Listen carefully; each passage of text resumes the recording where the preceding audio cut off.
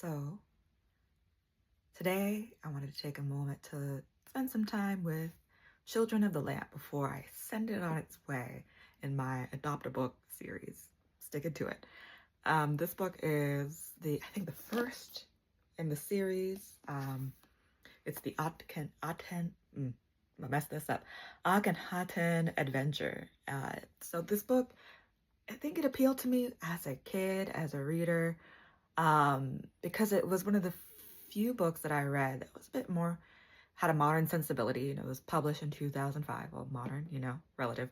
Had a modern sensibility, but it sort of had its foot into worlds. So the main characters of the story, the twins, which is also, a clutch thing. Twins are, of course, a little magical in and of themselves.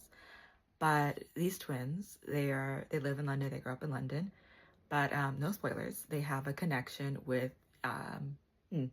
Egyptian mythology, Egyptian magic.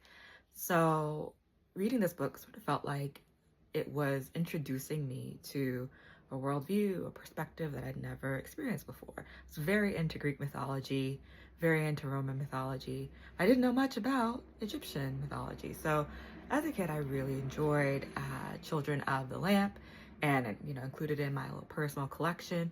And it's cute, it has levity, there's a little bit of danger, but not too much. I feel like the characters in the story, the twins, they're pretty much always with a responsible adult, if not their parents, their Uncle Nimrod. So, some thrills and chills here and there, but nothing too frightening. And at about 330 pages, it was a quick read, breeze right through it. I'm curious today how it would compare. There's so many books that are out there now that have a similar look at Egyptian mythology. I'm wondering, if there's something else out there that's more modern that I'd encounter that, goes a little bit more in depth into Egyptian mythology and culture that would be even more engrossing than this particular title. But if you see it out there in the world and you want to read it and give it a good home, here we have Children of the Lamp, The Akenhaten Adventure by P.B. Care. And see you around. Thanks for watching.